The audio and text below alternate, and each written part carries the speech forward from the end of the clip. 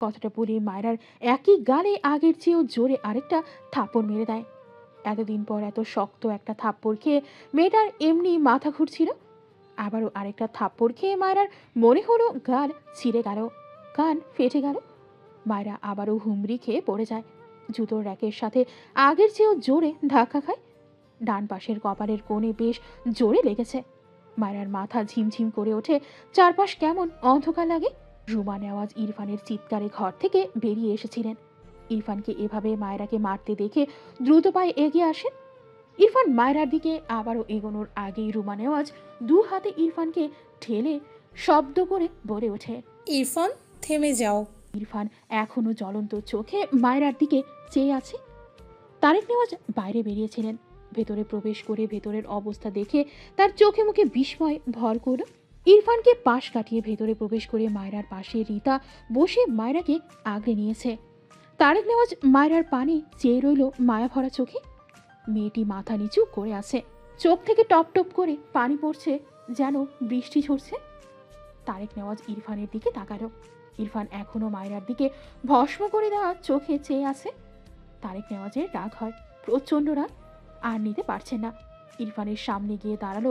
তারেক নেওয়াজ রাগান্বিত স্বরে বলে, আমার মেয়ের গায়ে হাত তুলেছে কেন? ইরফান কোনো উত্তর করল না। তার দৃষ্টি মায়রার পানে, চোখে মুখে এখনো রাগ ঝরছে। তারেক নেওয়াজের পছন্দ হলো না ইরফানের এই স্বভাব। ভীষণ চটল আজ তার ছেলের উপর। হঠাৎই ইরফানকে থাপ্পড় মারার জন্য হাত ওঠায়।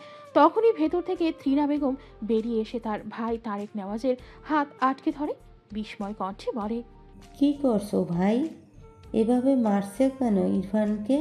তারেক নেওয়াজ তার বোনের হাত ঝাড়া দিয়ে ছাড়িয়ে নিলেন।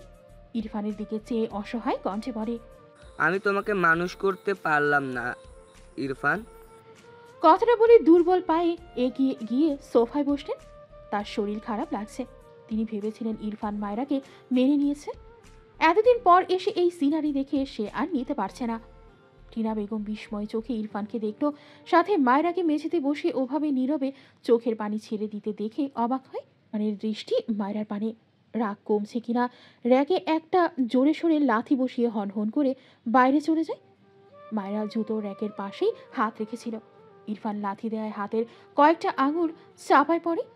মায়রার মনে হলো জান বের হয়ে যাবে, তবুও মেয়েটি একটা শব্দও বের করল না। ধীরে ধীরে আহত হাতটি বের করে আনে।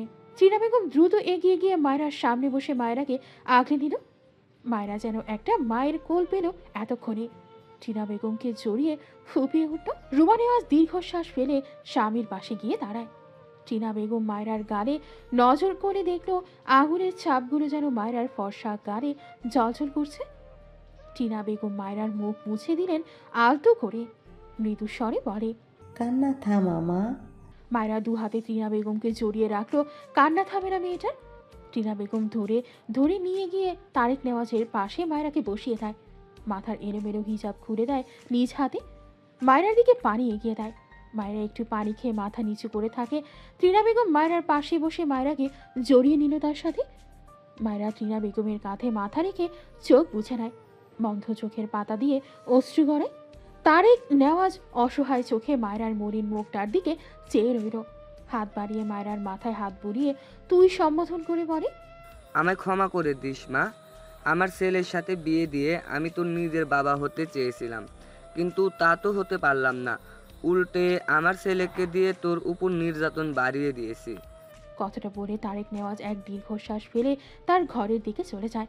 রুমা নেওয়াজ মায়রার জন্য ভাত বেড়ে ত্রিনা বেগমের কাছে গিয়ে বলল, ওকে খাইয়ে দিও। ত্রিনা বেগম মাথা নেড়ে বলে, আচ্ছা ভাবি। রুমা নেওয়াজ তার স্বামীর পিছু গেলেন। তিনি বুঝেছেন তারেক নেওয়াজ আজকের ঘটনা নিয়ে বেশ কষ্ট পেয়েছেন। ইরফানের উপর তার নিজেরও কেন যেন অনেকটা রাগ হলো। এই বাচ্চা মেয়েটাকে এভাবে মারে তার ছেলেটা, কিন্তু তিনি কি করবেন? ইরফান কি কখনো শুধরাবে না? আজকেই ভেবেছিল ইরফান মায়রাকে মেনে নিয়েছে, অথচ আবারও সেই আগের সিন। রুমা নেওয়াজের ভেতর থেকে একটা হতাশার শ্বাস বেরিয়ে আসে। টিনা বেগম হাত ধুয়ে এসে ভাত মাখিয়ে মায়রার সামনে ধরে মায়রা মুখ ফিরিয়ে ভাঙা গলায় বলে, খাবো না আম্মাজান, আমি ঘুমাবো। টিনা বেগম মায়রার মাথায় বা হাত রেখে বলে, বাচ্চামি করিস না মা। খেয়ে ঘুমাবি। রাতে না খেয়ে থাকলে সকালে শরীর তুলতে পারবি না। মায়েরা মলিন গলায় বলে। এইসবের আমার অভ্যাস আছে আম্মাজান, কিছু হয় না। ত্রিনা বেগম মায়া ভরা চোখে মায়রার দিকে তাকিয়ে রইল। মেয়েটা কত ভারী কথা বলে দেয়। ত্রিনা বেগম বুঝলেন মায়রা প্রায় রাতে না খেয়ে ঘুমাতো। তিনি জোর করে মায়রাকে কয়েকবার খাইয়ে দেন। এরপর মায়রাকে তার ঘরে নিয়ে যায়। মায়রা আজ আর কিচ্ছু বলল না। গায়ের বোরখা তুলে রেখে চুপ করে বেডের এক কোণায় গিয়ে শুয়ে পড়ে। টিনা বেগম মায়রাকে দেখলেন। ইরফান কেন এইভাবে মারে মেয়েটাকে? মায়রার অনেক কাজ বিরক্তকর হতে পারে। সে নিজেও মায়রার কিছু কাজে বিরক্ত হয়। কিন্তু এই ফুলের মতো মেয়েটাকে দেখলে কি যে মায়া হয়। তাকে কিভাবে ইরফান মারে? ভদ্রমহিলা সত্যিই নিজেকেই অসহায় লাগলো। আসলে ইরফানের জন্য মায়রা নয়, তার ভাইজান কাজটা ভালো করেনি। ইরফান মায়রার মতো মেয়েকে নিতে পারে না। ইরফানের জন্য শান্ত শিষ্ট বুঝদার মেয়ে প্রয়োজন ছিল। মায়রা যার উল্টো।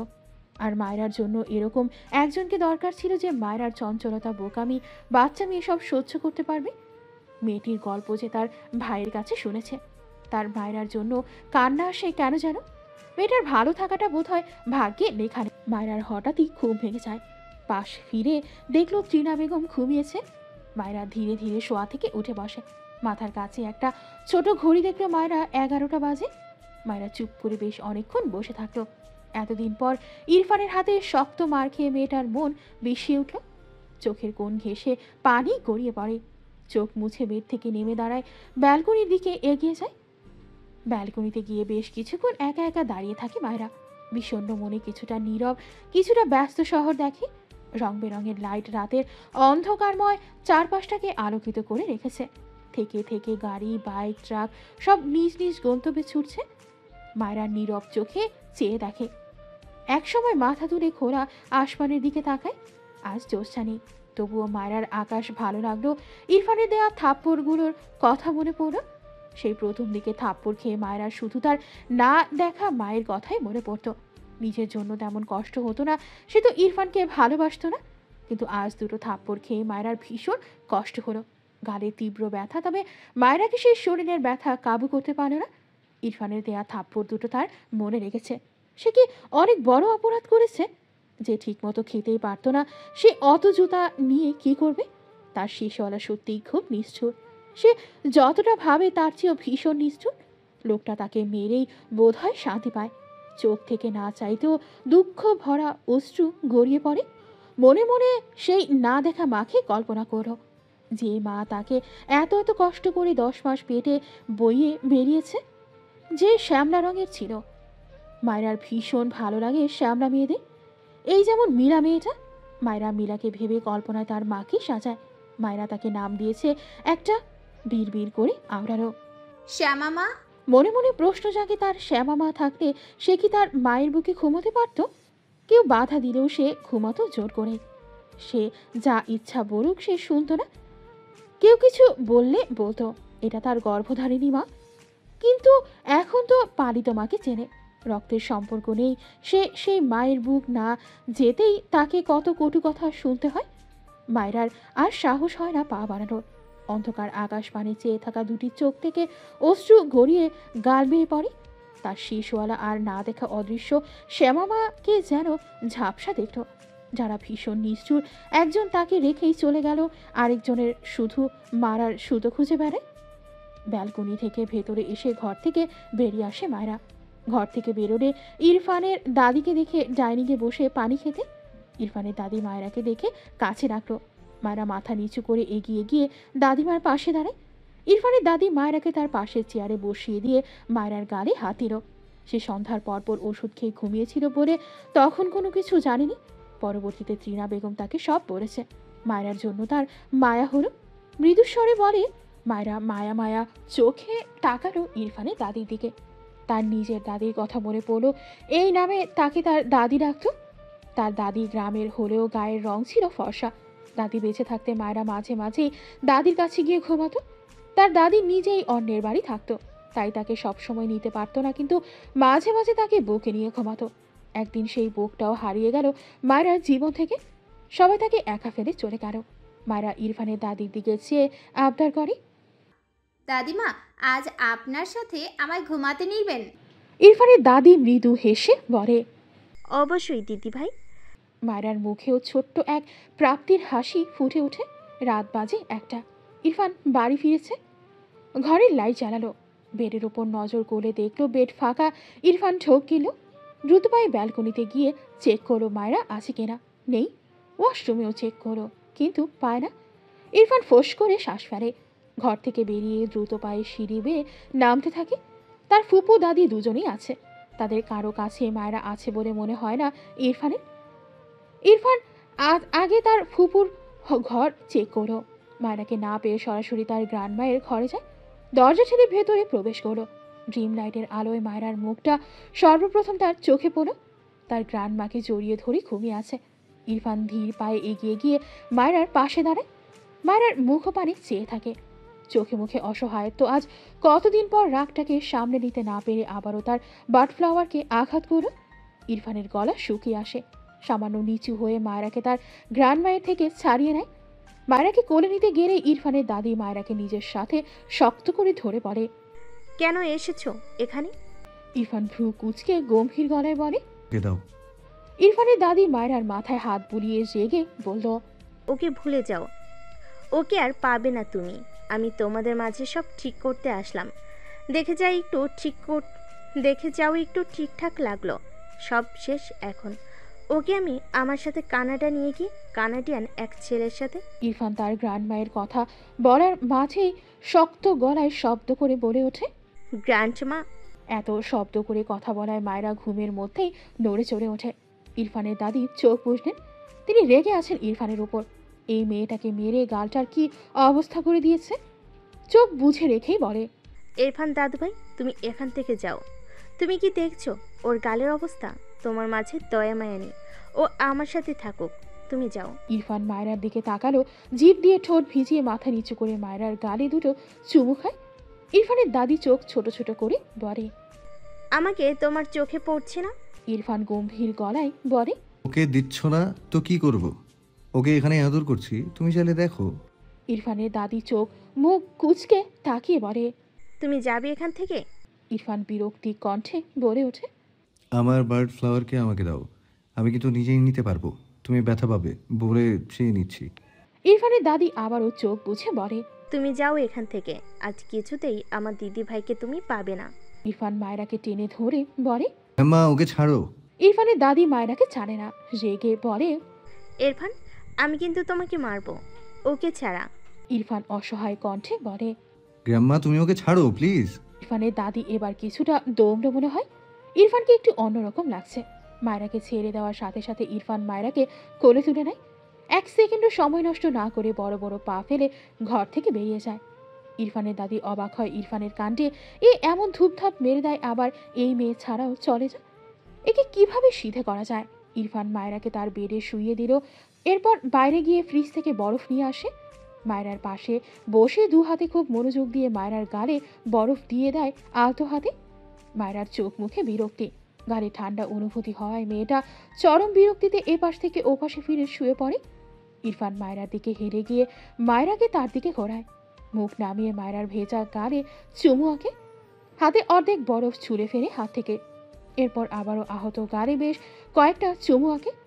এরপর ইরফান বেড থেকে নেমে গিয়ে ওয়াশরুমে গিয়ে শাওয়ার নিয়ে বেরিয়ে আসে। ঘড়িতে একবার সময় দেখে 1:25। এগিয়ে গিয়ে তার লাগেজ গোছায়। বেশ সময় নিয়ে তার কাজ শেষ করে এরপর সে নিজে ফরমাল শার্ট প্যান্ট পরে নেয়। সাদা শার্ট, উপরে কালো কোট, কালো প্যান্ট। এবার হাত ঘড়ি পরে নিয়ে মায়রার পাশে এসে দাঁড়ায়। হাত বাড়িয়ে মায়রার গালে হাত রেখে মৃদু স্বরে বলে, সরি বার্ড ফ্লাওয়ার। কথাটা বলে মায়রার কপালে একটা চুমু আঁকে। এরপর লাগেজ নিয়ে গটগট পায়ে ঘর থেকে বেরিয়ে যায়। রুমা নেওয়াজ তার স্বামীর জন্য জেগে বসে আছেন। তারেক নেওয়াজ ঘুমোতে পারছেন না, কেমন ছটফট করছেন। রুমা নেওয়াজ পানি আনার জন্য দরজা খুলে দাঁড়ালে ইরফানকে দেখে অবাক হয়। বেশি অবাক হয় ইরফানকে ফিটফাট হয়ে রেডি হয়ে দেখে। বিস্ময় কণ্ঠে জিজ্ঞেস করে, এত রাতে কোথায় যাচ্ছ তুমি? ইরফান মৃদু স্বরে বলে, কানাডা আসছি আম্মু। রুমা নেওয়াজ অবাক হয়ে বলেন, কি বলছো এইসব? বিদেশ যাবে কেন? ইরফান দীর্ঘশ্বাস ফেলে বলে, অফিসের কাজ প্লাস ভার্সিটির কাজ। কথাটা বলে ইরফান কিছুটা শব্দ করে বলে। বাবা আসছি। ভেতর থেকে তারেক নেওয়াজ গম্ভীর গলায় বলে, খবরদার আমাকে বাবা বলে ডাকবে না। যেদিন মানুষ হতে পারবে সেদিন আমায় বাবা ডাকবে। আমি কোনো অমানুষের বাবা হতে চাই না। রুমা নেওয়াজ ইরফানের দিকে তাকিয়ে ইরফানের মাঝে তেমন কোনো হেলদোল দেখা গেল না। নীরবে উল্টে ঘুরে দাঁড়ায়। রুমা নেওয়াজ দ্রুত তার স্বামীর কাছে এসে বিচলিত কণ্ঠে বলে, ইরফান বিদেশ যাচ্ছে কেন? ইরফানের বাবা, তুমি জানতে ও কতদিনের জন্য যাচ্ছে? তারেক নেওয়াজ চোখ বুঝে রেখেই বলল, যতদিনের জন্য ইচ্ছা হয় যাক, আর না আসুক কখনো সেটাও ভালো। এরকম ছেলে লাগবে না আমার। রুমা নেওয়াজের চোখ ছলছল করে ওঠে, অতঃপর ভাঙা গলায় বলে, তুমি আমার ছেলেটার সাথে এরকম করছো কেন? তুমি শুধু ওর উপরটা দেখছো, ভেতরটা দেখছো না। ও তোমার সেই আদরের মেয়ের কত যত্ন করে, সেসব দেখো না? তুমি জানো তোমার সেই আদরের মেয়ে কি করেছে? ওকে আমার ছেলেটা ভালোবেসে কতগুলো জুতো এনে দিয়েছে। তোমার আদরের সেই মেয়ে আমার ছেলের কথা না ভেবে সবাইকে বিলিয়ে দিয়েছে। এটা ঠিক করেছে ও? তারেক নেওয়াজ তার স্ত্রীর কথা শুনে রেগে তাকালো। শক্ত গলায় বলল, একদম ছেলের হয়ে সাফাই গাইবে না। ওটাকে আজ আমার মানুষ বলতে ইচ্ছে করছে না। ওই ফুলের মতো মেয়েটাকে মারতে তোমার ছেলের বুক তো দূর, সামান্য হাতটাও কাঁপে না। ও কত বড় অপরাধ করেছে। মানলাম তোমাদের মা ছেলের কথা ঠিক, সে অনেক বড় অপরাধ করেছে, কিন্তু ও বাচ্চা মেয়ে, আরও হাজারটা অপরাধ করবে, তাই বলে ওকে মারতে হবে? তারেক নেওয়াজ কথা বলতে বলতে হাইপার হয়ে যায়। একটু থেমে শ্বাস নেয়। লোকটার চোখের সামনে কিছু স্মৃতি ভেসে ওঠে, গলার জোর কমে যায়। মলিন গলায় বলে, মায়েরা যে পরিবেশে বড় হয়েছে তুমি কল্পনাও করতে পারবে না রুমা। একদিন বিকেলে আমি ওদের বাড়ি গিয়েছিলাম। মায়েরার জন্যই আমি ওদের বাড়ি যেতাম সব সময়, তুমি তো জানোই। তো গিয়ে বাড়ির উঠানে মাত্র পা রেখেছি, তখনই দেখি একটা মেয়ে আমার পায়ের কাছে এসে হুমড়ি খেয়ে পড়ল। আমি তো অবাক হয়েছি। মায়েরা দ্রুত আমার পায়ের কাছ থেকে উঠে দাঁড়ায়, এরপর কাচুমাচু হয়ে দাঁড়িয়ে আমাকে সালাম দেয়। আমি কথা বলতে পারছিলাম না। মেয়েটার দুগাল পুরো কেটে রক্ত ঝরছিল, যেন এমন হয়েছিল মায়রার সৎ বাবা এভাবে মেরেছিল। কারণ জানি না। মায়রাকে সেদিন দেখে অবাক হয়েছিলাম। মেয়েটার চোখে লজ্জা ছিল। আমার সামনে মার খাওয়ার হয়তো লজ্জা পেয়েছিল, আর মুখে হাসি। আমি হাসতে পারলাম না অমন ফুলের মতো মেয়ের গালের অবস্থা দেখে। তার সৎ বাবা আমার পাশ কাটিয়ে চলে গেল। মেয়েটি দৌড়ে গিয়ে ভেতর থেকে মোড়া এনে আমার দিকে এগিয়ে দিয়ে কি মিষ্টি করে বসতে বলল। আমি কি বলবো বুঝিনি, শুধু মেয়েটাকে দেখেই গিয়েছিলাম। কথাটা বলে তারেক নেওয়াজ শ্বাস নেয়। বেশ কিছুক্ষণ চুপ থেকে আবারও বলে, এরপর কয়েকদিন গিয়েছিল। হঠাৎই আমার সামনে ভাতের থালা উল্টে এসে পড়ে। আমি অবাক হয়ে দেখলাম মায়েরা টেবিলে বসে আছে, আর ওর সৎ বাপ নামের জানোয়ার মেয়েটার মুখ থেকে খাবার কেড়ে নিয়ে ছুঁড়ে ফেলেছে। সেদিনের কারণ শুনেছিলাম, ওই পশুর নাকি খাবার কম পড়বে। মায়েরা তার আগে খেতে বসায় এমন করেছিল। মায়েরা সেদিনও চুপ করে দাঁড়িয়ে দাঁড়িয়ে চোখের পানি ফেলছিল। আমি মায়েরাকে দেখতে গিয়ে এক এক দিন এক একভাবে অত্যাচারিত হতে দেখতাম মেয়েটাকে। এজন্যই ইরফানকে এত করে বলতাম বিয়েটা করে দিতে। মায়রার মা আমার হাতে পায়ে ধরতো আমার ছেলেটার সাথে যেন বিয়ে দিয়ে মেয়েটাকে এই জাহান্নাম থেকে নিয়ে আসি। কিন্তু আমি কি করব? এত নিরুপায় ছিলাম আমি। ইরফানকে শুধু বলতেই থাকতাম, কিন্তু ও তো রাজি হতো না।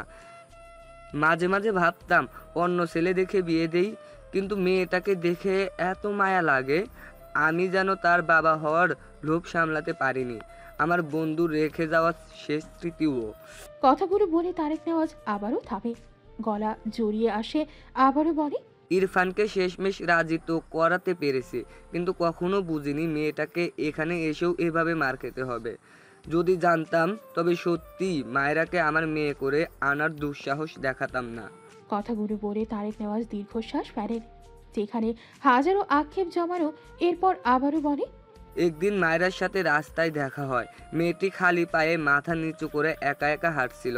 আমি ডাকলে আমাকে সালাম দেয়। মেয়েটির মুখ একদম শুকনো ছিল। বিকেল ছিল তখন। আমি মায়েরাকে জিজ্ঞেস করলাম, খেয়েছো কি না?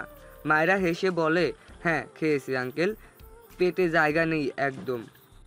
তুমি জানো সেদিন ওকে যেই দেখবে সেই বলবে মেয়েটি সারাদিন না খেয়ে আছে, অথচ মুখে কি নিদারুণ হাসি ফুটিয়ে মিথ্যা বলে দিল। আমি বলছি, মিথ্যা বলছো কেন? মায়েরার মুখ মলিন হয়ে যায়, মেয়েটা মাথা নিচু করে নেয়। আমি জিজ্ঞাসা করলাম, কেন না খেয়ে আছে? মায়েরা হেসে উত্তর দিয়েছিল, এটা তো নতুন নয় আঙ্কেল, তাছাড়া আমার অভ্যাস আছে।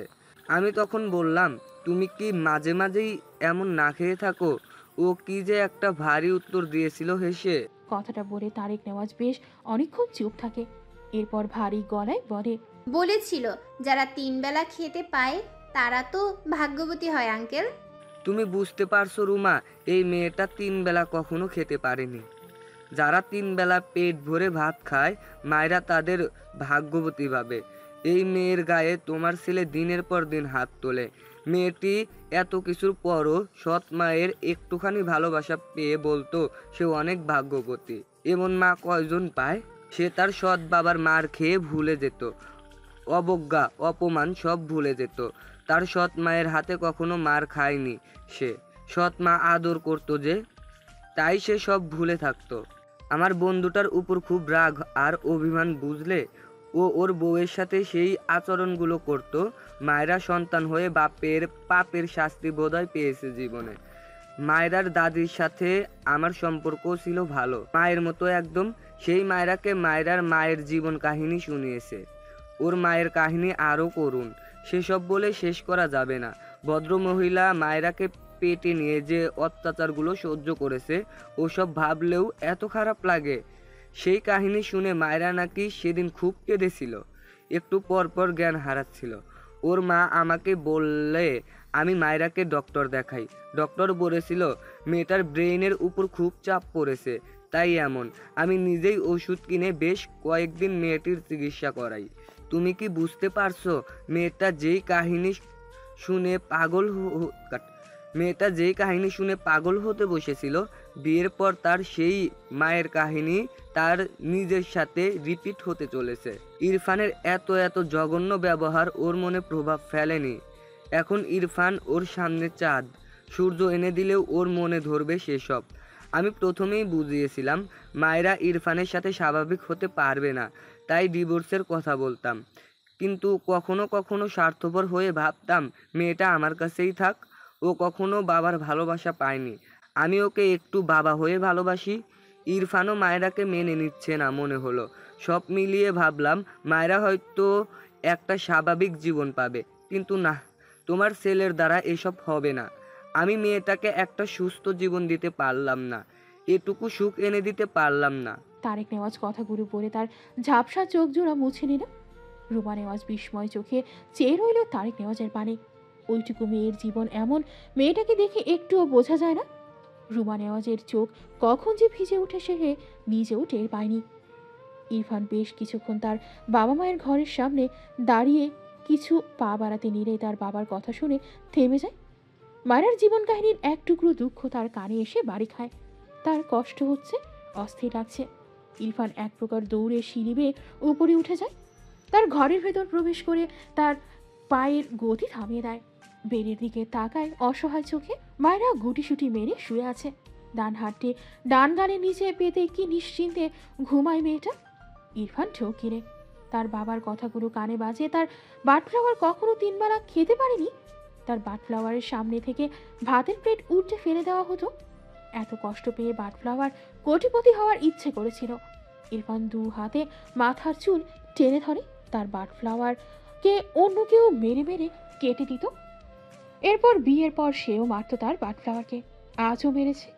ইরফান ডান হাত উঠিয়ে বুকের বাঁ পাশে কয়েকবার মালিশ করে। কেমন চিনচিন ব্যথা করছে, গলা শুকিয়ে আসছে। হঠাৎই বড় বড় পা ফেলে এগিয়ে গিয়ে বেডের ওপর উঠে মায়রাকে শক্ত করে নিজের সাথে জড়িয়ে ধরল। তার শরীর কাঁপছে মৃদু। মায়রা ঘুমের মাঝে নড়ে চড়ে উঠে এতে শক্ত বাঁধন অনুভব করে। ইরফান মায়রার গলায় মুখ গুজে কাপা কণ্ঠে বিড়বিড় করে, আই এম রিয়েলি সরি বার্ডফ্লাওয়ার। কিছুক্ষণ পর মাথা তুলে মায়রার ঘুমন্ত মুখপানে অসহায় চোখে চেয়ে কেমন করে যেন ডাকে, বার্ডফ্লাওয়ার। মায়রা ঘুমের ঘোরে ফোপানো কণ্ঠে বলে, শিশওয়ালা আমায় মেরে। ইরফান মায়রাকে শেষ করতে দেয় না, তার ঠোঁট দ্বারা মায়রার ঠোঁট চেপে ধরে। শব্দ করে একটা চুমু আঁকে মায়রার শুকনো ঠোঁট জড়ায়।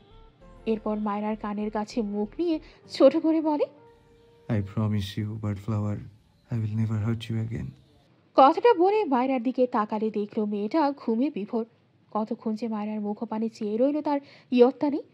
এরপর বেড থেকে নেমে টেবিলের ওপর থেকে একটি প্যাড আর কলম নিয়ে আবারও বা হাতে মায়রাকে জড়িয়ে নেয় নিজের সাথে। মায়রার মাথা তার বুকে চেপে রাখে, তার বা গাল মায়রার মাথায় ঠেকিয়ে রাখে।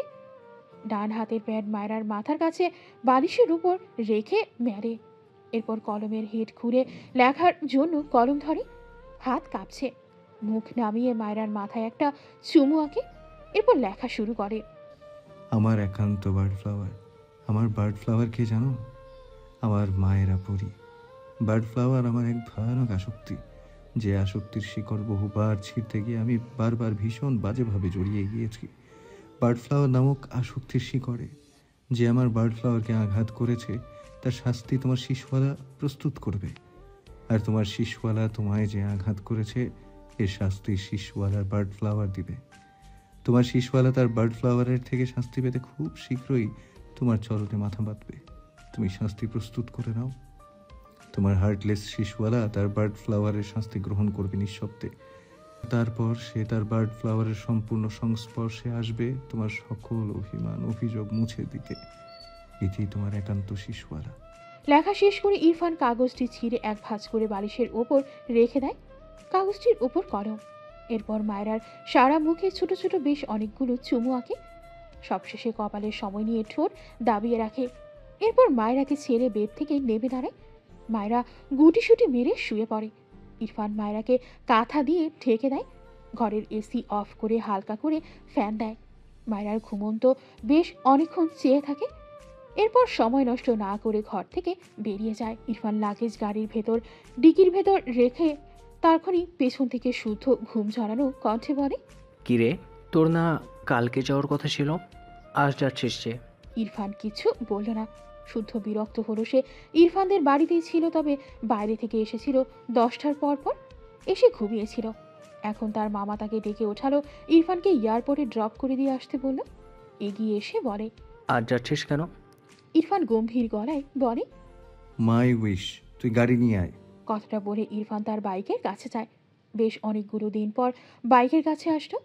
ইরফান বাইকের হেলমেট পরে বাইকে উঠে বসতে শুদ্ধ ভ্রু কুচকে বলে, বাইক গাড়ি একসাথে কেমনে আনবো আমি? ইরফানের গম্ভীর স্বর।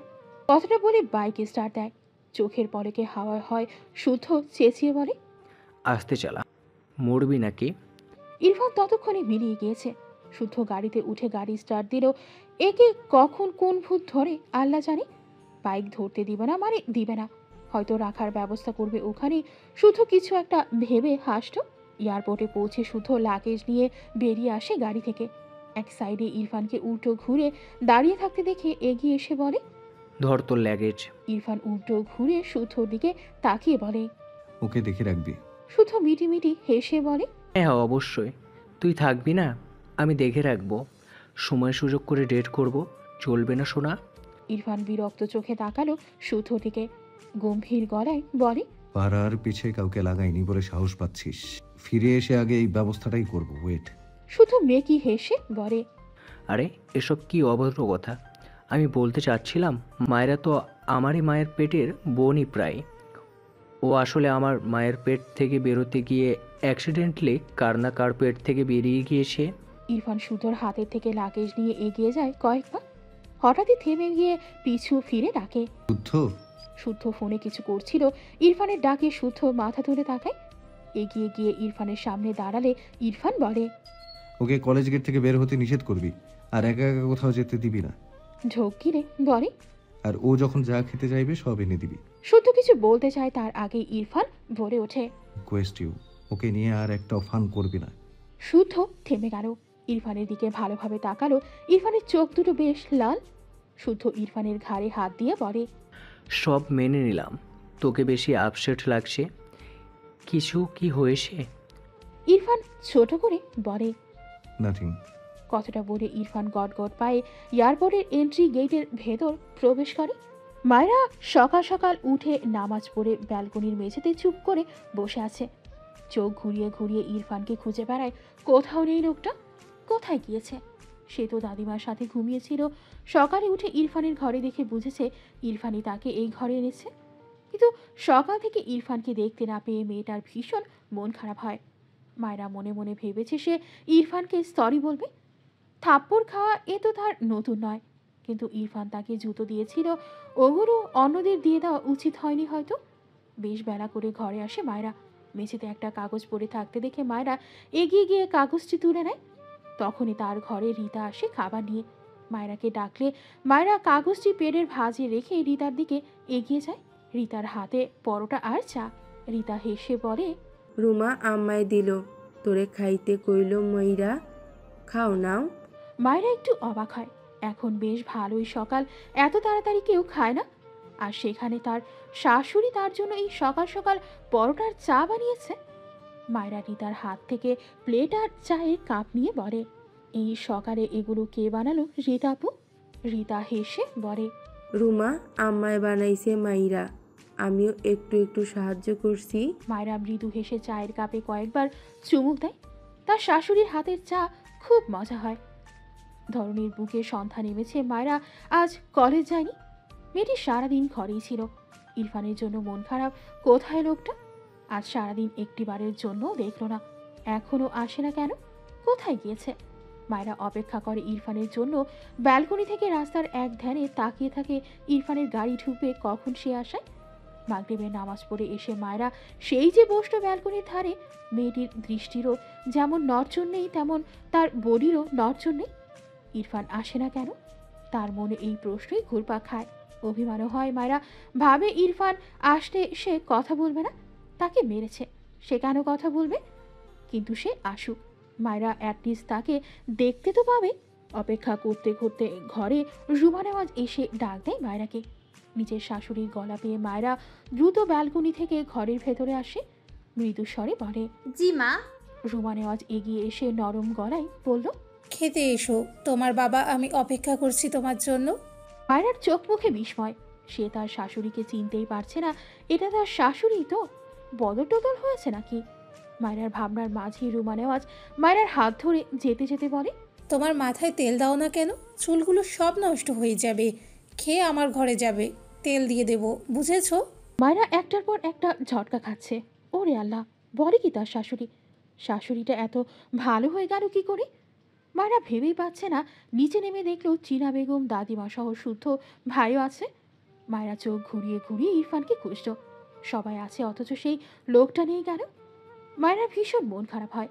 মায়েরার খাবার শেষে সত্যিই রুমা নেওয়াজ মায়েরার মাথায় তেল দিয়ে দেয়, এরপর সুন্দর করে একটা বেনি করে দেয়। মায়েরা শুধু অবাক হয় তার শাশুড়িকে দেখল। ইনি তো তার সাথে ঠিক করে কথাই বলতো না, সেখানে হঠাৎ এত যত্ন কেন করছে? মায়েরার আরও বেশি অবাক লাগে। রুমা নেওয়াজ বলেছে, তোমার যখন যা খেতে ইচ্ছে করবে আমায় বলবে, কেমন? মায়েরা এই কথা শুনে যতটা অবাক হয়েছে তার চেয়েও বেশি অবাক হয়েছে উনি কথাটা বলার সময় কেমন যেন ভেজা চোখে বলেছিলেন। মায়েরা সত্যি ভীষণ অবাক হয়েছে এই রুমা নেওয়াজকে দেখে।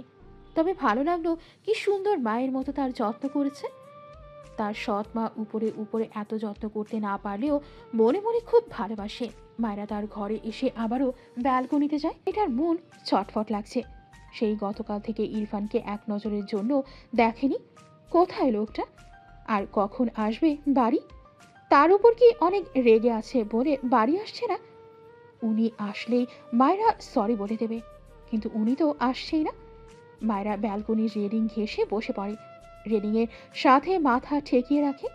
একটু পরপর উঁকি দিয়ে দেখে ইরফানের গাড়ি আসছে কিনা। এভাবে অপেক্ষা করতে করতে মায়েরা একসময় ওভাবেই ঘুমিয়ে যায়। ফজরের আজানে মায়েরার ঘুম ভেঙে যায়। ধীরে ধীরে চোখ খুলে আশেপাশে তাকালে দেখল সে ব্যালকনিতেই ঘুমিয়ে গিয়েছিল। ঘাড় ব্যথা হয়ে আছে। মায়েরা অবাক হলো, ইরফান তাকে ঘরে নিয়ে যায়নি কেন? তাহলে কি লোকটা আসেনি, নাকি তার উপর রাগ করে আর তার কাছে আসেনি? মায়েরার কেন যেন চোখ জোড়া ভিজে উঠল। মায়েরা দ্রুত মেঝে থেকে উঠে ঘরে যায়। ভেতরে লাইট জ্বালানোর সাথে ইরফান কোথাও নেই। মায়েরার ভীষণ কষ্ট হলো। ইরফান তবে আসেনি? না চাইতেও চোখ থেকে অশ্রু গড়িয়ে পড়ে। বিষণ্ণ মনে বিড় করে বলে, বিশালা, তুমি কোথায়? ঘরের এক কোণায় দাঁড়িয়ে অসহায় চোখে পুরো ঘরে নজর বলে। বেশ কিছুক্ষণ পর দু হাতে চোখ মুছে নিয়ে মায়েরা ওয়াশরুমে যায়। অজু করে এসে ফজর নামাজ পড়ে নেয় মায়েরা। বেলা 10টা। মায়েরার এত অসহ্য লাগছে ইরফান কোথাও কেন নেই। মায়েরার দম বন্ধ লাগছে। সে ঘর থেকে বেরিয়ে আসে। কোথায় লোকটা? নিচে নেমে দেখল শুদ্ধ আর দাদিমা ডাইনিংয়ে বসে খাবার খাচ্ছে। শুদ্ধর দাদি মায়েরাকে দেখে বলে, দিদি ভাই, তুমি খেয়েছো? মায়েরা মাথা নেড়ে বলে। খেয়েছি দাদিমা। শুদ্ধ মুখের খাবারটুকু খেয়ে বলে। শুদ্ধর দাদি শুদ্ধর কান মোলে বলে, হ্যাঁ তাই তো ডার্লিং, এজন্য তোমাকে আজ সব খাবার খেতে হবে। আমি রুমাকে বলছি খাবার আনতে, আমি ছুঁয়ে দিব আর তুমি খাবে। দাদিমার কথা শুনে মায়েরা হেসে ফেলল। শুদ্ধ অসহায় মুখ করে বলল, তুমি আমাকে শুধু ইনসাল্ট করো গ্র্যান্ডমা, আজ আমি অসহায় বলে। শুদ্ধ দাদি হেসে বলে। বউ থেকে লাভ দিয়ে গ্র্যান্ড মাতে চলে আসলে যে। শুদ্ধ ফিসফিসিয়ে বলে, আমার বউ হয়ে গিয়েছে গ্র্যান্ডমা, তোমাকে আর পাত্তা দিব না। তুমি সেই সঙ্গে কচু গাছের সাথে গলায় দড়ি দিও, আমি তোমাকে কচু গাছ আর দড়ি দুটোই কিনে দিব। আমার আবার দয়ার শরীর। শুদ্ধর দাদি চোখ ছোট ছোট করে বলে, বউ হয়ে গিয়েছে মানে? কোথায় তোমার বউ? শুদ্ধ হাসল। দাদিমা হঠাৎই বলে, খবরদার বিয়ে করবে না। শুদ্ধ থতমত খেয়ে তাকায়। বয়স্ক ভদ্রমহিলা কিছুটা রেগে বলে, আমার ভাই তো বইয়ের গালে হাত তোলার ওপর পিএইচডি করেছে, তোমাকে আমার বিলিভ হচ্ছে না। আগে শপথ করবে বইয়ের গায়ে হাত তুলবে না, এরপর বিয়ে, নয়তো সারা জীবন চিরকুমার থাকবে। ফাইনাল। মায়েরা দাদিমার দিকে তাকালো। মায়েরার প্রথম প্রথম এই দাদিমাকে ভালো না লাগলেও এখন বেশ ভালো লাগে। শুধু অসহায় মুখ করে তাকালো। সে তো ফারাকে 3 বার মেরেছিল, কিন্তু সে তওবা করে নিয়েছে। আর জীবনে তার পাখিটার গায়ে হাত তো দূর, আঙ্গুলটাও তুলবে না। কিন্তু তার গ্রান্ডমা এমন খেপেছে কেন? কৌতূহলী কণ্ঠে বলে। তুমি রেগে আসো কেন? দাদিমা রেগে পড়ে। আমার দোলা ভাই কত ভালো জানো, আমাকে একটা ফুলের টোকাও দেয়নি। আর তোমরা কি এক বউ পেটানো নীতি পেয়েছো? শুধু বুঝতে পারছে না। মায়েরার দিকে তাকালে দেখলো মায়েরা মলিন মুখে চেয়ে আছে তার গ্রান্ডমার দিকে। শুদ্ধ ভ্রু কুচকে বলে, ইরফান তোমাকে আবার মেরেছে মায়েরা? মায়েরা শুদ্ধর দিকে তাকিয়ে চুপ করে থাকে। শুদ্ধ বুঝলো এজন্য ইরফান অত আপসেট ছিল নাকি। এতদিন পর মায়েরাকে আবার মেরেছে শুদ্ধর বিশ্বাসই হয় না। দাদিমা খাবার শেষে উঠে ঘরে চলে যায়। মায়েরা আশেপাশে কাউকে না দেখে শুদ্ধর দিকে এগিয়ে এসে ডাকে, ভাইয়া। শুদ্ধ খাবার মুখে নিয়ে মায়েরার দিকে তাকিয়ে হেসে বলে, মায়েরা তুমি চিন্তা করো না, ইরফানের গলায় এক দরজাল বউ ঝুলিয়ে দিয়ে তোমার সুন্দর ছেলে দেখে বিয়ে দিব, বুঝলে? মায়েরা জোরপূর্বক হাসলেও শুদ্ধ কথাটা বলে প্লেট থেকে পরোটা নিয়ে মুখে দেয়। মায়েরা জিভ দিয়ে ঠোঁট ভিজিয়ে বলে, ভাইয়া উনি কোথায়? শুধু ভ্রু কুচকে তাকায় মায়েরার দিকে, অতঃপর বলে। কার কথা বলছো? মায়েরা আমতা আমতা করে বলে, আপনার ভাই। শুদ্ধ অবাক হয়। ইরফান কানাডা গিয়েছে এটা মায়েরা জানে না। শুদ্ধ বোধহয় কিছু বুঝলো। তার গ্রান্ডমাও রেগে আছে ইরফানের উপর, মামাও রেগে আছে মনে হলো। আবার এদিকে মায়েরাও জানে না বলছে। অবাক হয়ে বলে, তুমি জানো না ইরফান গতরাতে কানাডা গিয়েছে? শুদ্ধর কথাটা শুনে মায়েরা অবাক হয়ে তাকায়। শুদ্ধ ভ্রু কুচকে চেয়ে আছে মায়েরার দিকে। মায়েরা মাথা নিচু করে নেয়, চোখের কোণে পানি জমেছে। শুদ্ধ হেসে বলে, ওহো মায়েরা, নো টেনশন, ইরফান ওখানে ফালতু হাওয়া খেতে সপ্তাহে খানিক পরেই চলে আসবে। এসে দেখবে আমাদের মায়েরার একটা কিউট বর জুটে গিয়েছে। তুমি রাজি? মায়েরা কিছু বলল না, উল্টো ঘুরে দ্রুত পায়ে সিঁড়ি বেয়ে উপরে উঠতে থাকে। শুদ্ধ অবাক হলো মায়েরার কাণ্ডে। ইরফান তার মানে মায়েরাকে বলেনি? একে কি করা উচিত? বউকে একবার বলবে না? ওই শালা জীবনও আর সোজা হলো না। মায়েরা সিঁড়ি বেয়ে উপরে উঠে বাকিটুকু এক প্রকার দৌড়ে ঘরে গিয়ে দরজা চাপিয়ে দেয়। ইরফান তাকে রেখে চলে গিয়েছে। কেন চলে গেল? সে তো সরি বলে দিত। সে আর কখন ইরফানে দেওয়া জিনিস কাউকে দিবে না মনে মনে পণ করেছে। তবুও ইরফান তাকে ফেলে চলে গেল। রেগে গিয়ে তাকে আবার সেই আগের মতো মানবে না, বলবে না তো? একদম প্রথম দিকে যে মেরে মেরে বলতো তাকে মানবে না কখনো, গতকাল তাকে মেরে কি একবারও চলে গেছে? তাকে মানবে না বলে মায়েরার দম বন্ধ লাগে। মেয়েটাও দরজা ঘুরে বসে পড়লো, 2 হাতে মুখ লুকিয়ে ফুঁপিয়ে উঠল, ভিড় করো, শিশুওয়ালা, আমি তোমার অবাধ্য হব না, সব কথা শুনবো, তুমি চলে আসো না। এভাবে কতক্ষণ যে বসে কাঁদলো মেয়েটা, ধীরে ধীরে যেন কাঁদতে শিখে যাচ্ছে। সে কি করে থাকবে শিশুওয়ালাকে ছাড়া? তার কষ্ট হয় ভীষণ। শিশুওয়ালা বোঝে না কেন? মায়রার ভেতরের জমানো প্রশ্নগুলোর সাথে অভিমান অভিযোগ যেন উপচে আসছে কান্নারূপে। মায়রা সেদিন আর কলেজে যায়নি, সারাদিন শুয়েছিল, কান্না করেনি আর। তবে ভীষণ মন খারাপ করেছিল।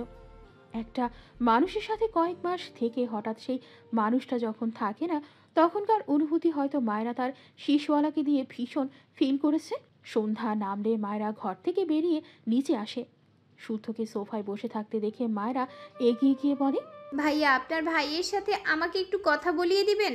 শুদ্ধ মায়রার কথা শুনে ভ্রু কুঁচকে তাকায়, হেসে বলে, আয় হায়, বর যেতে না যেতেই মায়েরা দেখে অর্ধেক শুকিয়ে গিয়েছে। মায়রা কিছু বলল না, তার কিছু ভালো লাগছে না। শুধু কানে ফোন ধরেছে, ইরফানকে কল করেছে, কিন্তু সে ধরল না। বেশ কয়েকবার দিয়ে ফোন না পেয়ে হতাশ হয়ে বলে, ধরে না তো, মেবি কোনো কাছে গিয়েছে। আমার সাথে কথা হয়েছিল দুপুরের দিকে, চিন্তা করো না।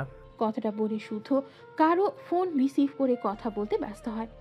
মায়রার এত অসহায় লাগলো, মেয়েটি কোনো কথা না বলে ঘরের দিকে এগিয়ে যায়। দুদিন পেরিয়েছে, অথচ মায়রা ইরফানের সাথে একবারও কথা বলতে পারেনি। মেয়েটির অস্থির লাগে, কিচ্ছু ভালো লাগে না। এই দুদিন কলেজেও যায়নি মেয়েটা, ঘরের মধ্যে থেকে যেন আরও দম বন্ধ লাগছে। তাই মায়রা আজ আগে আগে কলেজে চলে এসেছিল। সারাদিন কলেজে কাটলো, মিলার সাথে টুকটাক কথা বলে একটু একটু হেসেছে। কলেজ গেট থেকে বেরিয়ে সামনে এক পা এগোতেই অন্তরাকে সামনে দেখে মায়রা থেমে যায়। অন্তরা মৃদু হেসে বলে, কেমন আছো মায়রা? মায়রা এতদিনে হঠাৎ অন্তরাকে দেখে বেশ অবাক হয়। নিজেকে সামনে মৃদু হেসে বলে, আসসালামু আলাইকুম। ভালো আছি ম্যাম, আপনি কেমন আছেন? অন্তরা কিছুটা মন খারাপ করে বলে, আমি তোমার আপু থেকে আবার ম্যাম হয়ে গেলাম। মায়রা মৃদু হেসে বলে, সরি আপু, ভুলে গেছিলাম। অন্তরা মায়রার গালে হাত দিয়ে বলে, আচ্ছা, এখন তো মনে পড়েছে, এখন আপু বলবে। আমাকে 10 মিনিট টাইম দিতে পারবে মায়রা? মায়রা আশেপাশে তাকিয়ে দেখলো বাড়ির গাড়ি এখনো আসেনি। মাথা নেড়ে বলল, আচ্ছা আপু। কথাটা বলতেই অন্তরা মায়রার হাত ধরে পাশের একটা ক্যাফেতে যায়। অন্তরা কিছু নাস্তার সাথে কোল্ড কফি অর্ডার করে মায়রার সাথে টুকটাক কথা বলে। অন্তরার মনে ঘুরছে ইরফানের থেকে মায়রাকে দূরে সরানো। সে ইরফানকে পাবে না, এটা সে মেনে নিতে পারলেও অন্য কেউ ইরফানের পাশে থাকবে, অন্তরা এটা মানতে পারছে না, কিছুতেই পারছে না। অন্তরা মায়রার দিকে চেয়ে হঠাৎই খুব সিরিয়াসভাবে বলে, মায়রা, আমি তোমাকে খুবই গুরুত্বপূর্ণ একটা কথা বলতে চাই। মায়রা হেসে বলে, জি আপু, বলুন। অন্তরা চোখ বুঝে নিজেকে স্বাভাবিক করে, এরপর চোখ মেলে মায়রার দিকে তাকিয়ে বলে, আমি ইরফানকে ভালোবাসি মায়রা। মায়রার মুখে হাসি লেপটেছিল। হঠাৎ যেমন বোমা বিস্ফোরণ হওয়ার পর চারপাশটা নিস্তব্ধ হয়, ঠিক তেমনি মায়রার হলো। মেয়েটা ঠিক কী রকম রিয়াকশন দিবে বুঝতে পারছে না। সে কি ভুল শুনল, নাকি ইরফানের এই বান্ধবী ভুলভাল বকছে? কোনটা? বিস্ময় চোখে অন্তরার পানে চেয়ে আছে। অন্তরা আবারও বলে, তুমি জানো আমি এখনো অবিবাহিত কেন? ইরফানের জন্য। ইরফান ছাড়া আমি কিছু ভাবতে পারি না মায়রা। মায়রা নির্জীব চোখে অন্তরার পানে চেয়ে অন্তরা একে একে তার ভার্সিটি লাইফ থেকে তার ভালোবাসার কাহিনী আবেগ ঢেলে মায়রার সামনে উপস্থাপন করল। মায়রাকে এক ধ্যানে নিজের দিকে তাকিয়ে থাকতে দেখে অন্তরা ঢোক গিরে বলে, ইরফানের অ্যান্সার আমি তোমাকে শোনাচ্ছি, তাহলেই তুমি বুঝতে পারবে। অন্তরা কথাটি বলে তার ব্যাগ থেকে ফোন বের করে, এরপর একটি অডিও চালু করে যেখানে ইরফান বলছে, আই লাইক ইউ। অন্তরার অ্যান্সার, তুমি সত্যি বলছো ইরফান? এটুকুই। এরপর অডিও শেষ হয়ে যায়। মায়রার পুরো দুনিয়া যেন কেঁপে উঠল। মেয়েটা স্তব্ধ হয়ে বসে থাকে। ইরফানের গলা চিনতে তার একটুও কষ্ট হয়নি। মায়রা বিস্ময় দৃষ্টিতে অন্তরার পানে চেয়ে থাকে। অন্তরা আবারও বলে, আমাদের মাঝে ঝামেলা হয়েছিল, কিন্তু ভালোবাসা কমে যায়নি। তাছাড়া তোমাকে তো ইরফান নিজ ইচ্ছায় বিয়ে করেনি, তার বাবা জোর করে বিয়ে দিয়েছে। মায়রার চোখ জোড়া থেকে টুপ করে কখন যে পানি গড়িয়েছে মেয়েটা বুঝলেও না। অন্তরা আবারও কিছু বলতে চায়, তার আগে মায়রা বসা থেকে দাঁড়িয়ে যায়, শক্ত কণ্ঠে বলে, আসসালামু আলাইকুম ম্যাম। অন্তরা একবার ডাকে মায়রাকে। মায়রা শুনল না, গটগট পায়ে এগিয়ে যায়। গেট থেকে বের হওয়ার সময় গেট ধরে দাঁড়ায়। মাথার কেমন চক্কর কাটে, নিজেকে সামনে নেয়। এরপর কোনো দিকে না তাকিয়ে বড় বড় পা ফেলে হাঁটতে থাকে। বাড়ির গাড়ি দেখতে পেয়ে গাড়িতে উঠে পড়ে। মেয়েটা নিশ্চুপ থেকে থেকে চোখ জোড়া থেকে একটু একটু করে পানি গড়িয়ে পড়ে। বাড়ি ফিরে মায়রা কোনো দিকে তাকালো না, এক প্রকার দৌড়ে সিঁড়ি বেয়ে উঠতে থাকে। বিকাল হওয়ায় তেমন কেউ বাইরে নেই। সবাই সবার ঘরে, হয়তো মায়েরা দৌড়ে তার ঘরে গিয়ে শব্দ করে দরজা আটকায়। কিভাবে যেন এতক্ষণ কান্না আটকে ছিল, আর পারল না, হাউমাউ করে কেঁদে উঠল। দু হাতে মুখ চেপে কাঁদতে কাঁদতে মেঝেতে বসে পড়ল। কাঁধ থেকে ব্যাগ পড়ে যায়। ইরফানের মুখে ডোন্ট লাইক ইউ নিজের জন্য শুনতে শুনতে তার কান ঝালাপালা হয়ে গেছে। সেই একই শব্দ লাইক হয়ে যখন অন্য কাউকে বলতে শোনে, তখন মায়রার কেমন লাগা উচিত? মায়রা মানতে পারছে না, বাচ্চাদের মতো করে কাঁদে মেয়েটা। কতক্ষণ যে এভাবে কাঁদলো মায়রা তার ঠিক নেই। কাঁদতে কাঁদতে এক পর্যায়ে ভীষণ ক্লান্ত হয়ে পড়ে। হঠাৎই শ্বাস নিতে কষ্ট হয় মায়রার। না, স্বাভাবিক নয়, অনেক বেশি শ্বাসকষ্ট, চাপ দিলে যেমন হয় ঠিক তেমন। মেয়েটা মেঝেতে আধশোয়া হয়ে ছটফটায়। আজ অনেক দিন পর এমন হয়েছে। অনেক সময় পেরিয়ে গেলে মায়রা ধীরে ধীরে মেঝে থেকে উঠে দাঁড়ায়। দাঁড়াতে পারছে না ঠিক করে, তবুও পা টেনে টেনে নিয়ে গিয়ে টেবিলের কাছে গিয়ে দাঁড়ায়। হাতিয়ে হাতিয়ে ড্রয়ার খুঁজে ইনহেলার বের করে মুখে দেয়। টেবিলের কোণা ধরে দাঁড়িয়ে থাকে বেশ কিছুক্ষণ। ধীরে ধীরে শ্বাস প্রশ্বাসের গতি স্বাভাবিক হয়। মায়রা ওভাবেই ধীর পায়ে হেঁটে গিয়ে বেডের উপর গিয়ে শুয়ে পড়ে। বালিশে মুখ চেপে আবারও ফুপিয়ে ওঠে। সে পারছে না স্বাভাবিক হতে। সে তো কাঁদে না, সে কাঁদতে জানে না। তাদের মতো মেয়েদের কান্না মানায় না, কারণ তাদের কান্না দেখার কেউ থাকে না। তাদের মতো মেয়েদের সবসময় শুধু হাসতে হয়। কিন্তু আজ মায়রা পারছে না। তার অধৈর্য বাঁধ ভাঙলো বোধ হয়। বিড়বিড় করে, আমার শিশুওয়ালা, আমি তোমায় অনেক ভালোবাসি, তুমি কেন আমায় ভালোবাসলে না? আরও 2 দিন পেরিয়েছে। মায়রা তার শ্বশুরকে বললে তিনি মায়রাকে গ্রামে রেখে যায়। টিনা বেগমও এসেছেন গ্রামে। মায়রাকে তারেক নেওয়াজ টিনা বেগমের বাড়ি রেখে গিয়েছেন। মায়রা প্রথম দিন টিনা বেগমের সাথে থেকেছে। আজ ভীষণ ইচ্ছে করলো তার মা আর ভাইয়ের কাছে থাকতে। মায়রা বিকালের দিকে তার বাড়িতে আসে। গেটে লক করে তার মা এসে দরজা খুলে দেয়। সামনে মায়রাকে দেখে তিনি ভীষণ অবাক হয়। মায়রার মলিন মুখে চেয়ে আছে তার মায়ের দিকে। ভদ্রমহিলা এগিয়ে এসে মায়রার গাড়ে হাত দিয়ে বলেন, তোর চোখ মুখ কেমন শুকিয়ে গেছে মায়রা, তুই কি অসুস্থ মা? মায়রা মাথা নেড়ে বলে, না মা। কথাটা বলে এগিয়ে এসে তার মাকে জড়িয়ে ধরে। ভদ্রমহিলা মায়রাকে জড়িয়ে ধরে মাথায় হাত দিয়ে হিজাবের উপরই একটা চুমু খায়। মেয়েটাকে বকে নিলে তার কি যে শান্তি লাগে, যেন পূর্ণতা পায়। হয়তো জন্ম দেয়নি, কিন্তু সন্তানের মা হওয়ার প্রথম স্বাদ তো এই মেয়েটাকে দিয়েই পেয়েছিলেন তিনি। তাকে কত মানুষ কত কথা বলে, কিন্তু সে তো জানে এটা তার নিজের মেয়ের চেয়েও বেশি। ভেতর থেকে লাবিব তার আপুইকে দেখে এক প্রকার দৌড়ে আসে। মায়রা তার মাকে ছেড়ে হাঁটু মুড়ে বসে লাবিবকে জড়িয়ে ধরে। লাবিব 2 হাতে মায়রার গলা জড়িয়ে ধরে বলে, আপুই তুমি এসেছ? মায়রা মৃদু হেসে বলে, এসেছি ভাইয়া, চকলেট এনেছি, খাবি না? লাবিব মায়রার গালের সাথে গাল লাগিয়ে বলে, খাবো, তুমিও খাবো। মায়রা মৃদু হেসে লাবিবের 2 গালে বেশ কয়েকটা চুমু খেয়ে লাবিবের হাতের চকলেটের প্যাকেট ধরিয়ে দেয়। এরপর লাবিবকে কোলে নিয়ে দাঁড়িয়ে ঘরের দিকে এগিয়ে যায়। মায়রার মা রান্নাঘরে যায়। মায়রার মুখটা তার বেশ শুকনো লাগছে। মেয়েটা কি না খেয়ে আছে? ভাবনা অনুযায়ী সে মায়রার জন্য ভাত বেড়ে নেয় একটি প্লেটে। এরপর অপর হাতে 1 গ্লাস পানি নিয়ে মায়রার ঘরের দিকে আসে। লাবিব বসে বসে চকলেট খাচ্ছে। মায়রা চুপচাপ বসে দেখছে, কোনো কথা বলছে না। মুখে মৃদু হাসি, তবে মন ভারী, ভীষণ খারাপ মন। সে কথা বলেনি ইরফানের সাথে, শুদ্ধ বলেছিল কথা বলার জন্য। মায়রার কেন যেন শক্তি হলো না। অন্তরার শোনানো ভয়েস শোনার পর থেকে মেয়েটা কেমন নেতি গিয়েছে।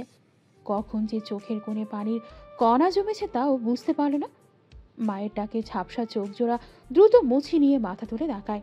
ভদ্রমহিলা মায়রাকে দেখে অবাক হয়। মেয়েটাকে কেমন যেন নির্জীব লাগলো তার কাছে। লাবিব একা একাই অনেক কথা বলছে, অথচ মায়রা একটা উত্তরও দিচ্ছিল না, যেন এই জগতেই নেই। কি হয়েছে তার মেয়েটার? এগিয়ে এসে মায়রার পাশে বসে বলে, কি হয়েছে মায়রা তোর?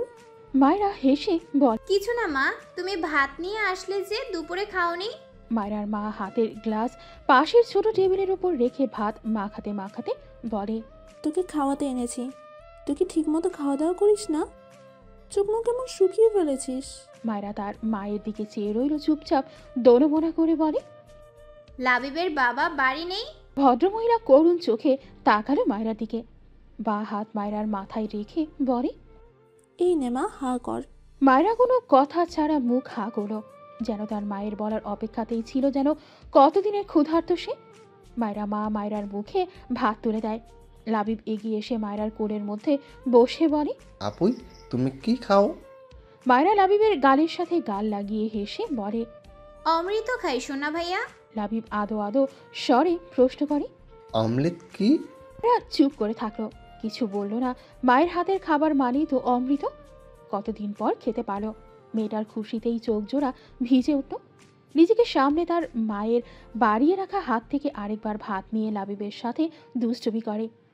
মায়রার মা মায়া নিয়ে মায়রার মুখের দিকে তাকিয়ে আছে। কত বছর পর এমন একটা দিন পেল। মায়রা এ বাড়ি থাকলেও তো তার তো সে সাহস হয়নি কখনো। মাঝে মাঝে হঠাৎ সুযোগ পেত, আজ যেমন পেয়েছে। খাবার খাওয়ানো শেষে মায়রার মা এটু প্লেট নিয়ে উঠে দাঁড়ায়। মায়রা হঠাৎই মাথা তুলে তার মায়ের দিকে তাকায়। চোখে মুখে অসহায়ত্ব। কিছু চাইতে ইচ্ছে করছে, কিন্তু সাহসে কুলো না যে। তার কেমন দম বন্ধ অনুভূতি হয়। সে নিজেকে কন্ট্রোল করতে পারছে না। নিজেকে সামনে নিতে গিয়ে বারবার কেমন হুমড়ি খেয়ে পড়ছে। তার শেষওয়ালা তাকে ভেঙে দিয়েছে না, তার ভাগ্যই তো ভাঙা। অযথা অন্যের দোষ দিয়ে কি লাভ? তবুও ইরফানের মুখটা সামনে ভেসে ওঠে। গলার কিছু বাঁধলো, যেন নিঃশ্বাস ভারী হলো। তার শেষওয়ালা অন্য কাউকে লাইকিউ কি করে বলে? আজ আবারও তার শ্যামা মায়ের উপর অভিযোগ হলো। কেন তাকে নিয়ে গেল না তার শ্যামা মা? না, ইরফানের উপর অভিযোগ হয় না তার। ইচ্ছে হয় না অভিযোগ করতে। ডান হাতে চোখ জোড়া মুছে নিয়ে তার মায়ের উদ্দেশ্যে বলে, মা আজ আমি এই বাড়ি থাকি। মায়রার মা মায়রার দিকে অবাক হয়ে তাকালেন। মায়রার বলার ধরন মনে হলো মেয়েটা কত আকুতি করে তার বাড়ি থাকার আবদার করছে। মা হয়ে এসব দেখতে তার যে ভীষণ কষ্ট হয়। মায়রা তার মাকে চুপ থাকতে দেখে মাথা নিচু করে মলিন হেসে বলে, লাবিবকে নিয়ে এই ঘরেই থাকবো, কালকে সকালেই চলে যাব মা। ভদ্রমহিলা কেমন করে যেন তাকালো। লাবিবের বাবা অশান্তি করবে সেই আশঙ্কায় মেয়েটা কত জড়তা নিয়ে আবদার করলো। মা হয়ে সন্তানের মুখে এমন করুণ চাপ নেওয়া যায়? মায়রার মা পারল না বোধ হয়। ভদ্রমহিলার চোখের কোণে পানি জমল। মায়রা ভেজা চোখে মাথা তুলে মায়ের দিকে তাকায়। দুজনের কেউ কথা বলল না বেশ অনেকক্ষণ। মায়রা মাথা নিচু করে অপরাধী গলায় বলে, বেশি কিছু চেয়ে ফেলেছি হয়তো, সরি মা। ভদ্রমহিলা কষ্টে বুক ফেটে যাবে মনে হলো ভাঙা গলায় বলে, যতদিন ইচ্ছে ততদিন থাকবি, আমি সামলে নিব। কথাটা বলে দ্রুত ঘর থেকে বেরিয়ে যায়। মায়রা শূন্য দৃষ্টিতে তার মায়ের প্রস্থান দেখে মলিন হেসে বিড়বিড় করে, তুমি আমার বিয়েটা না দিলেও পারতে মা। আজ সামলে নিবে বললে বিয়ে না দিয়েও তো সামলে নেওয়া যেত। আমি তো কখনো অভিযোগ করিনি তোমার স্বামীর হাতের মার খেয়ে, কখনো অভিযোগ করিনি তোমার স্বামীর অপমান সয়ে নিয়ে। তবে তুমি কেন আমায় বিয়ে দিয়ে আমার হাসি কেড়ে নিলে মা? আমি হাসতে পারছি না, আমি কষ্ট লুকাতে পারছি না, আমার কান্না পাচ্ছে শুধু। কথাগুলো বলতে বলতে দু চোখ ভেদ করে জল করা গড়িয়ে পড়ে। লাবিব তার বোনকে কাঁদতে দেখে চকলেট রেখে অসহায় চোখে চেয়ে আছে। দু হাত বাড়িয়ে ছোট ছোট হাতে মায়রার গাল মুছে দিয়ে বলে, আপুই খাচ্ছ কেন? কাঁদে না, আল্লাহ তো আমার বিটা ভালো করে দিবে। মায়রা তার ভাইয়ের কথায় হেসে ফেলল।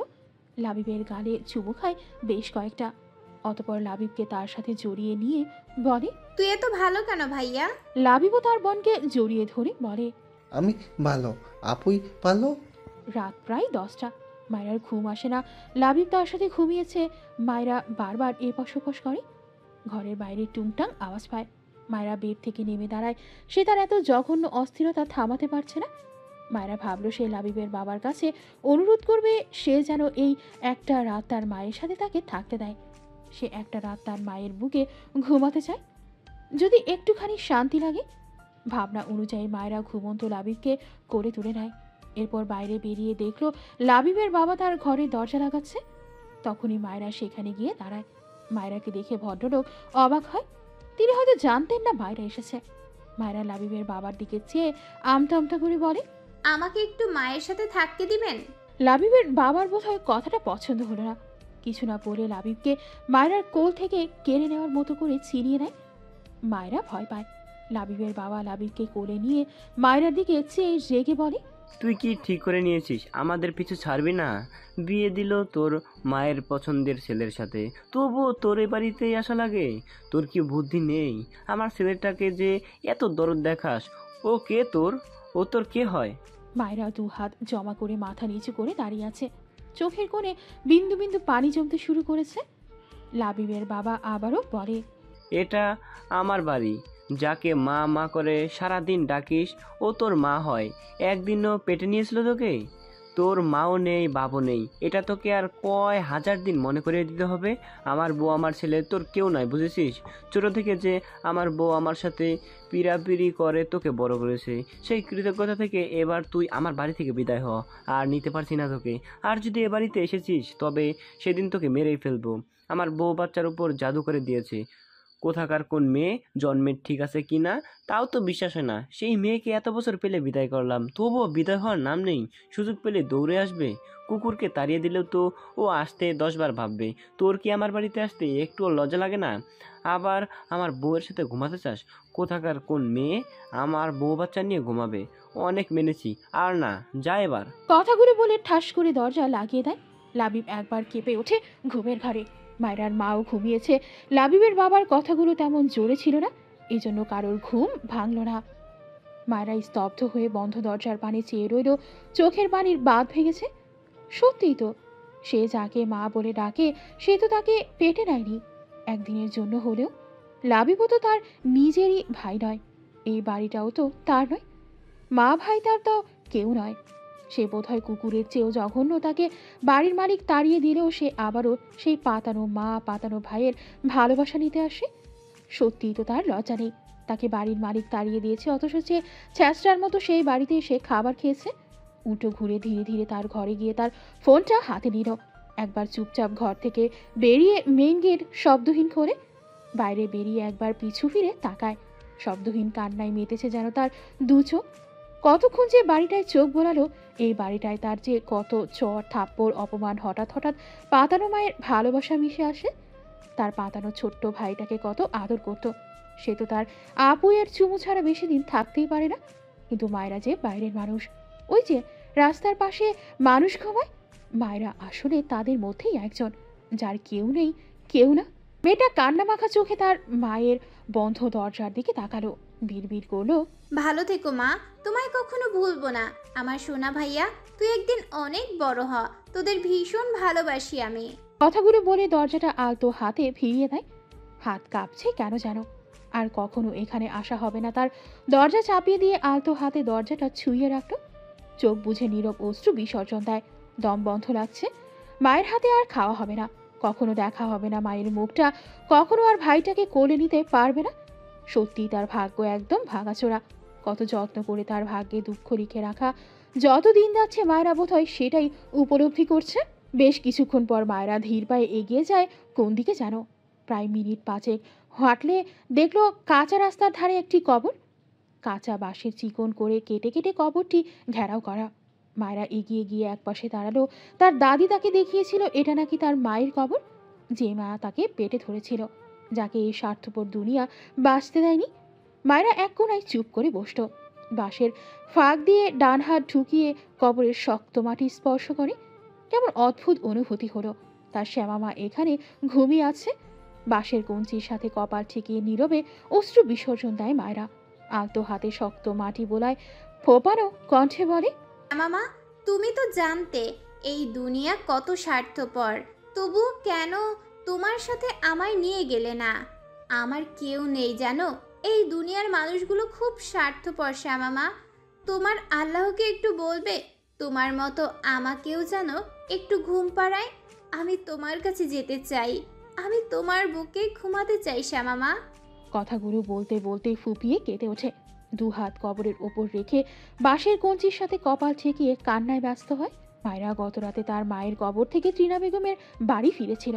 রাতটা সেখানে থেকে সকাল সকাল ত্রিনা বেগমকে না জানিয়ে বাসে করে শহরে ইরফানদের বাড়ি চলে আসে। এসেই ত্রিনা বেগমকে জানায় সে চলে এসেছে। ওখানে থাকতে আসার কথা বললে তাকে একা আসতে দিত না। পরে যদিও ত্রিনা বেগম সহ রুমা নেওয়াজ এর বকা খেয়েছে একা আসার জন্য। মায়েরা আজ কলেজ যাবে বলে ঠিক করো, কারণও আছে অবশ্য একটা। সেসব ভাবনা রেখে মায়েরা কলেজের জন্য রেডি হয়ে নেয়। নিচে নেমে নাস্তা করে তারেক নেওয়াজের সাথে বের হয়। ক্লাসরুমে মায়েরা বসে আছে, মনোযোগ দিয়ে ক্লাস করছে মিলা। মায়েরাকে এত চুপচাপ দেখে খোঁচায়। মায়রা রেগে তাকায় একটু পর পর। এভাবেই প্রায় সব ক্লাস শেষে ছুটির ঘন্টা বাজলে মায়রা হেসে মিলাকে জড়িয়ে ধরে বলে, কনগ্রাচুলেশন ময়না। মিলা অবাক হয়ে বলে, মানে? মায়রা মিলার হাত ধরে বাইরে যেতে যেতে বলে, তোকে আজ আমার ভার্সনের কপি লেগেছে আমার কাছেই, তাই তোকে স্বাগতম।